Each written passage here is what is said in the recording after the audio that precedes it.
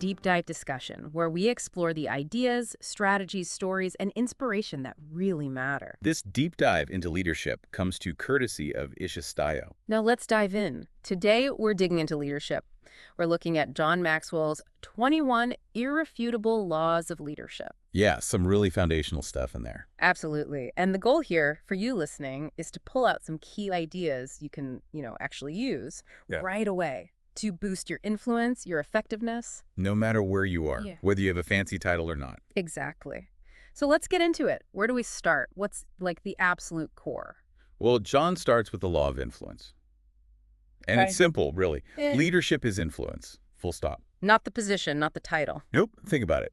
You know people who just naturally have sway, right? People listen to them, even without formal authority. That's influence. That's leadership in action. Makes sense. But there's a limit to how much influence one person can have, isn't there? Ah, yes. That leads us straight to the law of the lid. John's idea here is that your leadership ability, it basically sets a ceiling, a lid. A lid on your potential. Exactly.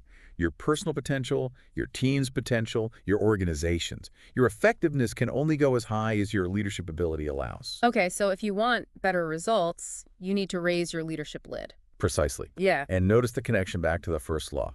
Raise your lid, improve your leadership skills, and your capacity for influence goes up too. Right, they feed each other. But raising that lid, that's not an overnight thing, is it? Definitely not. And that brings us to the law of process. Leadership develops daily, not in a day. It's a journey. Totally. It's about continuous growth, learning, applying things bit by bit. Those small steps, day in, day out, they compound over time. So consistency is key. Now, while you're on that journey, what's the foundation, the thing you absolutely cannot skip? That would be the law of solid ground. This one's critical. Okay, solid ground. What does that mean? It boils down to trust, character, integrity. That's the bedrock. Without that solid ground, any influence you build, well, it's shaky. And can collapse pretty quickly if trust is broken, I imagine. Instantly. It's non-negotiable for sustainable leadership. You just can't fake this stuff long term. Makes total sense. Okay, so leadership isn't just about you and your character. It's about others too. How do you bring people along? Right. John talks about the law of connection. You've got to connect with people first, heart first, then head. Connect emotionally, you mean? Yeah. Before you ask for their hand, their buy-in or support, you need to touch their heart. People need to feel that you genuinely care about them as individuals. People follow leaders who value them. Absolutely. Yeah. And closely related to that is the law of respect. Okay, how does that work? It's sort of a natural thing. People tend to follow leaders who they perceive as stronger than themselves. Stronger in what way? Like more skilled? Yeah. It could be competence, vision, maybe strength of character. That perceived strength earns respect. And where there's respect, people are much more willing to follow. Okay, so you've built trust, you've connected, you've earned respect. What's next? You need to lead them somewhere, right? Exactly. That's where the law of navigation comes in. Anyone can steer the ship, John says, but it takes a leader to chart the course. So it's about vision, strategy. Yes. Effective leaders see the destination, understand the challenges, and plot the best route to get there. They provide direction. And with so much going on, how do leaders make sure they're focusing on the right things? It's easy to get bogged down. True. That's the law of priorities.